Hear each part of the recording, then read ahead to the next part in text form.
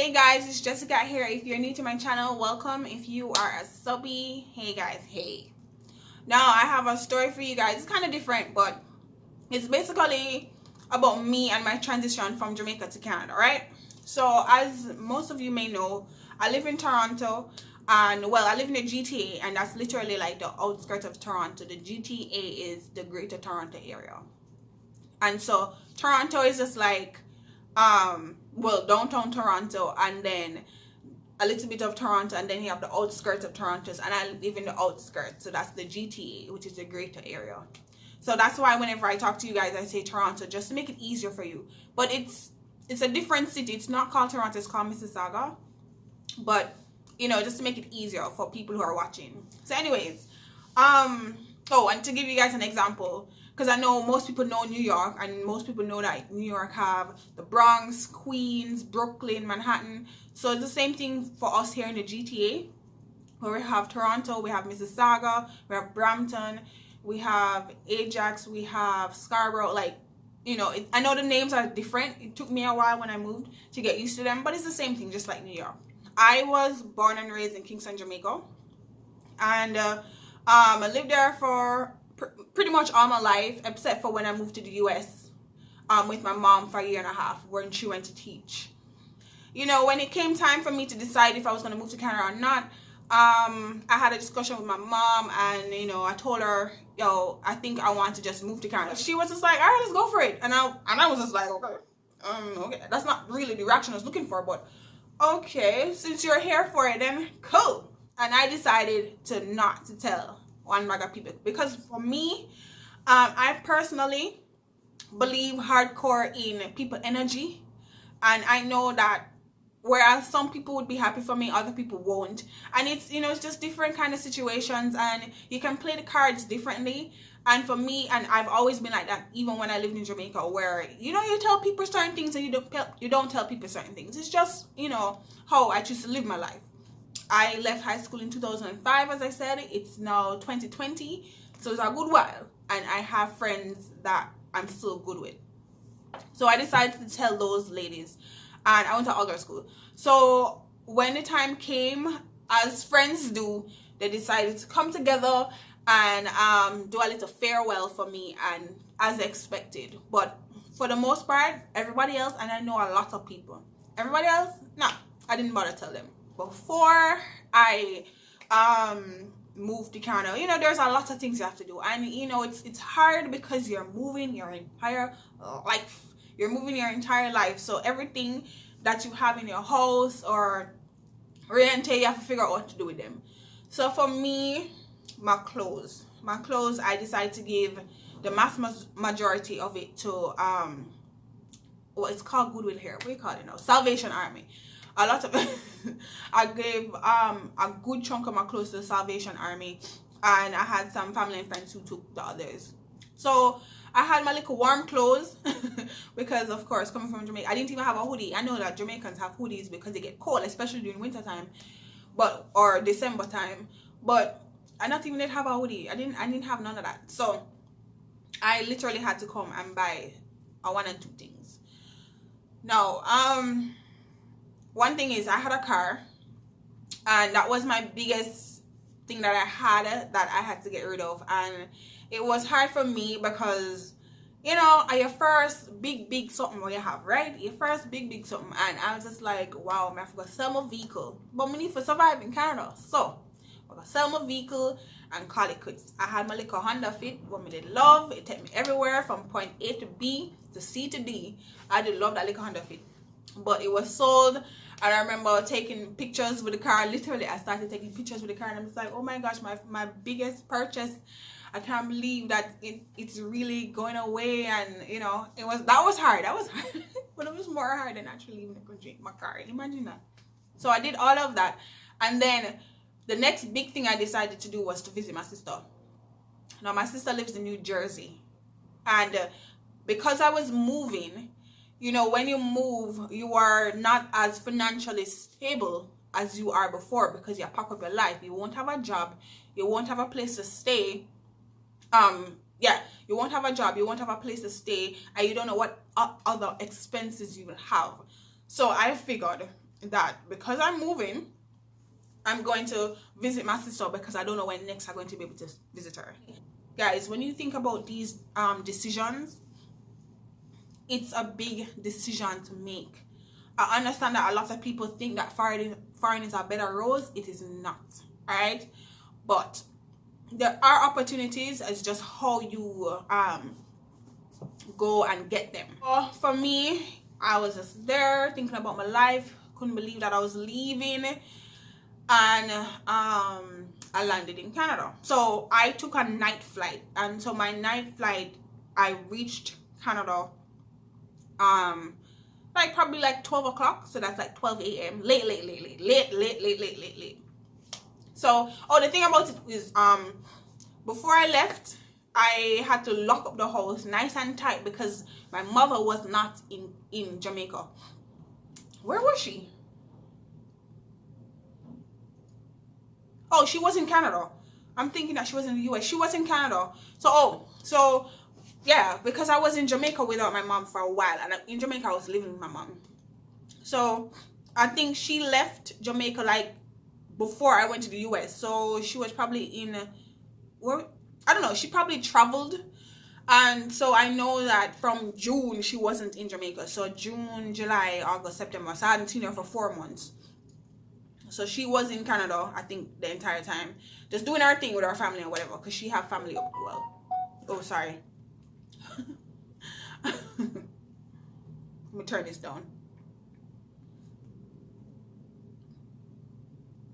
Yeah, so she had family in Canada. Well, I'm my family to them, but coming to Canada, didn't recognize anything. So I don't know where I'm walking. I don't know where I'm going. Just follow the crowd.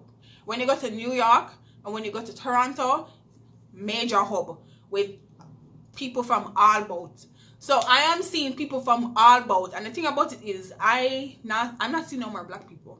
Yes, I came off of a flight with Jamaicans, but because we just buried in a big crowd, you're just like, okay, you know, you see the Indian over there, so you see Chinese over there. So I mean, yes, we have those in Jamaica, but the amount of them that were here, you see all white people over there, you see these people over there, you see that people over there, you see people with wraps, you see people this, and you're just like, whoa, a hub.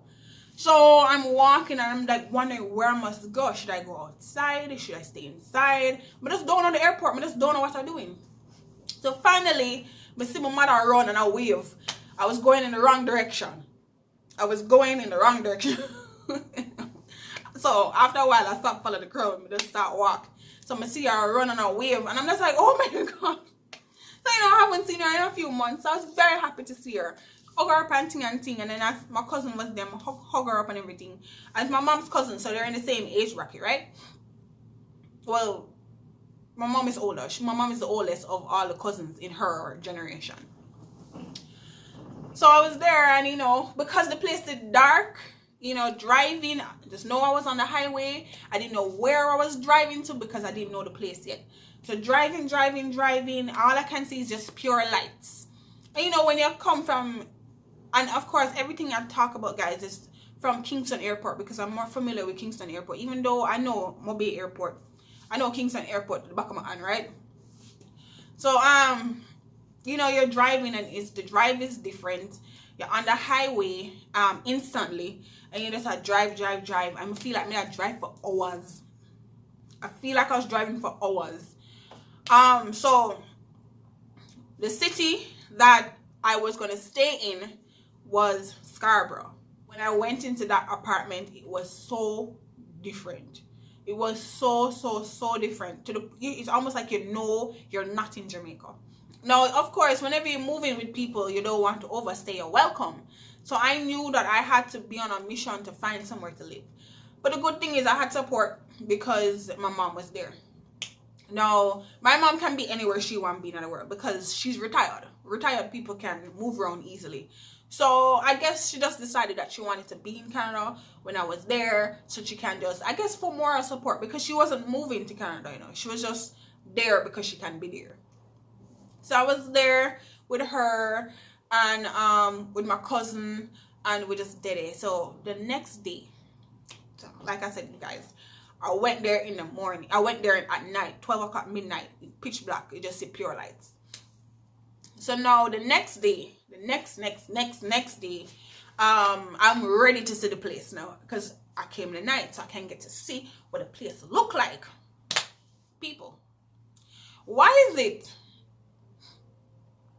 First of all, my cousin told me that there was a mall right across the street. So I'm just like, all right, we're gonna go to the mall right across the street. And the mall is like a mini mall. So it's not like a major mall, but it's like a mall where you can, go look and walk around or whatever. Perfect. And when I said cross the street, it was literally across the street. You just cross the street and there's a mall. Perfect. So the next day, I was just like, yeah, I'm ready to go outside and see the place and see what I've moved to. And my mom was just like, all right, she'll come to the mall with me and whatever. People, tell me why I step out. Because it's a condo, it's a apartment building, so you go downstairs. I go downstairs, there's a bag of man I sit down on the wall. And all me I hear is, baby, psst, I look at me and say, wait.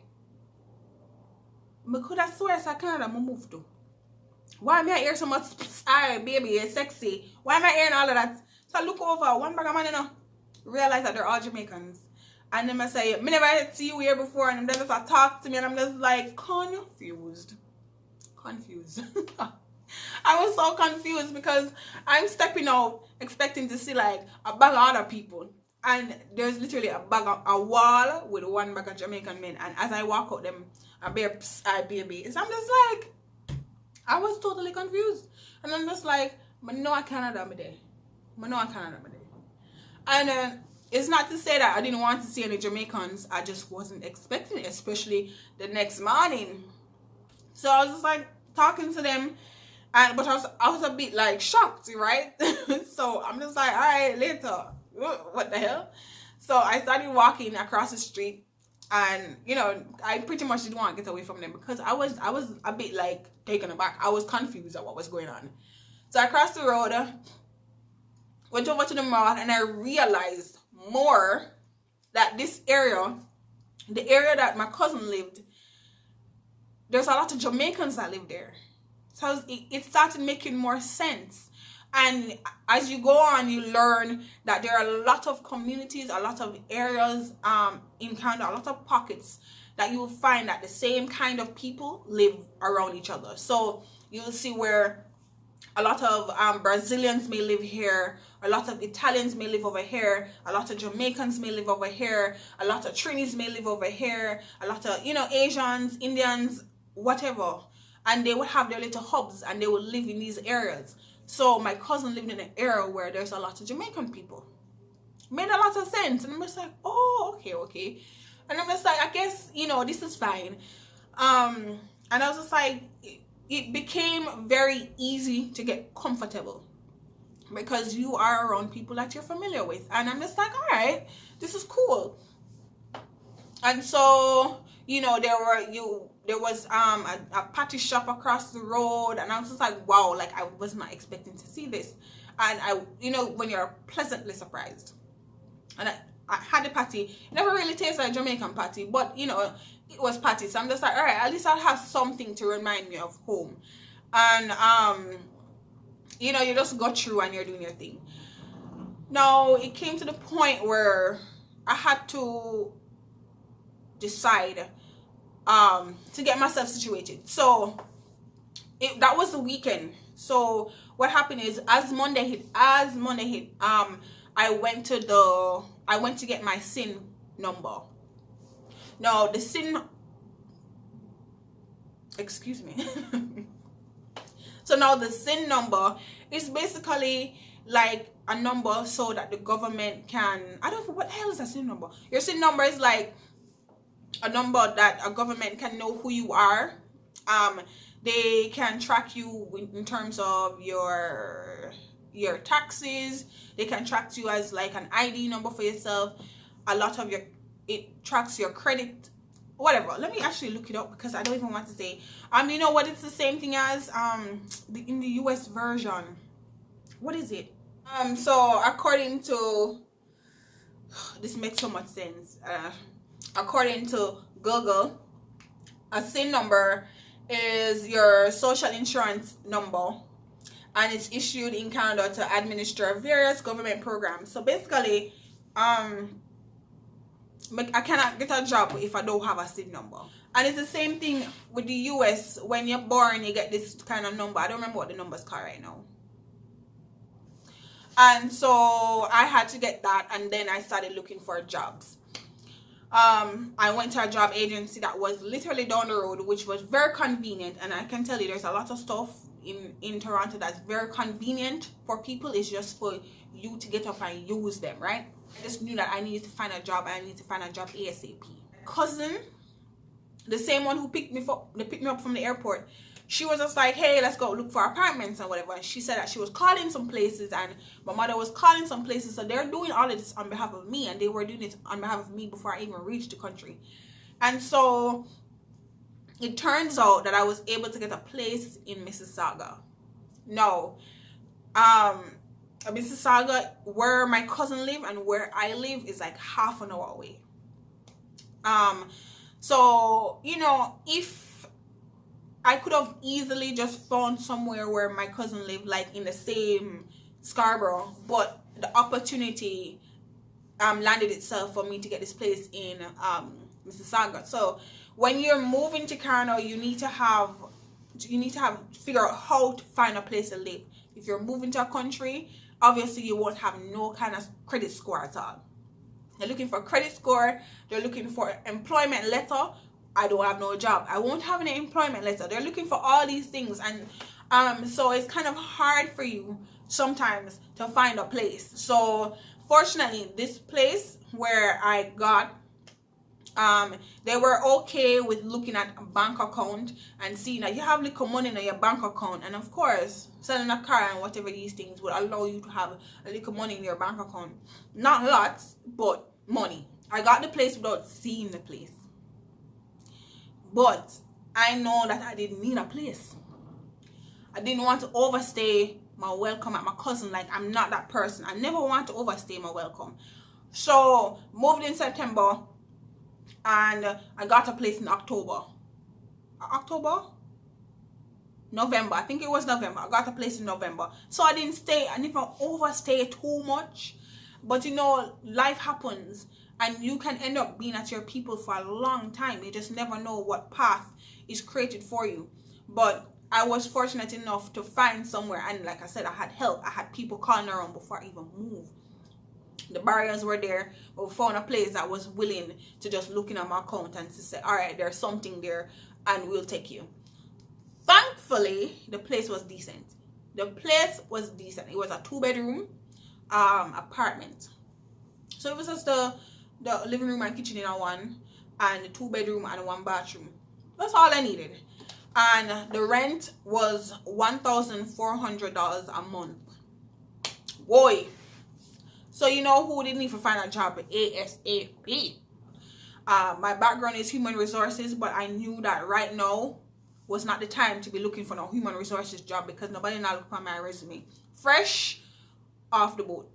Fortunately, I was able to find a job in real estate, and it was just a little secretary job, but it was a job, and I needed one. So it was my first job, and I was grateful for the little job. It wasn't easy finding a job. A lot of people say it's easy to find a job. It really and truly depends. You can get a job, but I don't know if they will take their own over others, their own Canadians over newcomers. It really depends. You just have to be able to sell yourself. So there are jobs that are focused on people who are new, but sometimes you don't want to do that. But like I said, sometimes it's not really up to you. So this real estate, like a secretary job, definitely was not me, but I was grateful for it. My memory is finishing. Anyways, so I decided that, okay, I wanted to get a car eventually. Buying a car in Canada is very easy. It is very easy. And I say very easy in terms of not necessarily you buying a car from the dealers, but you can get a cheap car from Kijiji or whatever. I bought my first car off of Kijiji for 2,000 Canadian dollars. Nothing compares, because you cannot get a car in Jamaica for 2,000 Canadian dollars. You just cannot. It's way much more money. Way. So I got a car pretty quickly. Did my driver's license. I did my driving test. Got through with that. And I prayed, because I did my test in January. I prayed to God that it wouldn't snow on my test day, which it didn't. I was very happy. And got through the test the first time, because I was just like, I'm not failing this test. I'm not fail it. So I got through the job. I got through the test the first time, and then I purchased a car like a week or so after. And I got a $2,000 car from Kijiji. And so basically that really sums up how I really started off everything when it came to me moving from Jamaica to Canada. There's a lot that goes with it, especially with the SIM card, finding a place to live, finding the job. Yes, I was taking the bus, and there's nothing wrong with taking the bus, because public transportation is pretty decent here. It's just that you just have to dress well for the winter times, and everything is fine. I know that now things are different because of the pandemic, but for the most part, do I regret leaving Jamaica? No, I don't. I do not regret leaving Jamaica, especially now life is more settled. It takes a while for you to get into things, but life is more settled. And I've just gotten used to life here. Of course, I try to go back to Jamaica as much as I can. I don't want to be one of those people who leave and never go back. I definitely don't want to be that person. And I mean, there's so much more I can tell you guys. It's just that I'm trying to condense everything in just one quick thing. But when it comes to job hunting, it's a whole nother ball game. When you're looking for a place to live, it's a whole nother ball game. When you're trying to, there's so many things that I can talk about, and I can go in real depth with you guys. If you guys want me to, I will be more than happy to tell you guys how those things are. But of course, it's all going to be based on my experience, because other people's experience is totally different, especially how I moved to Canada. I have friends currently moving to Canada via the express entry, and I can explain to you guys what express entry is. I can also explain to you guys how you guys can move to Canada just by going to school. I can explain all those things to you guys. So if you guys are curious, just let me know. Moving to Canada is much easier than moving to the US. I know a lot of people prefer moving to the US, but moving to Canada is much easier. It is a struggle, of course. I'm not gonna say it's like bread and butter and that easy, but it's much easier, much easier. So if you guys want to know, I would be happy to tell you guys. Just let me know what you are interested in learning when it comes to Canada, and I'll be happy to tell you guys. And of course, people who are watching me from Canada, hey, if you had a similar journey or had a moving experience, you guys can tell me about that. Of course, I would love to hear it. So until next time, guys, just let me know what you guys want to hear. I'm happy if you reached this part of the video. Make sure you guys subscribe. I know a lot of people are watching me without subscribing, and I post every Tuesday. So I will keep you guys entertained one way or another, And this was just an informational video, of course. And I just wanted, well, actually, was it? Because I didn't really share that much information. I could, but I didn't really share that much information. So, yes, guys, until next time, don't forget to subscribe, and I'll see you guys in my next video. Bye.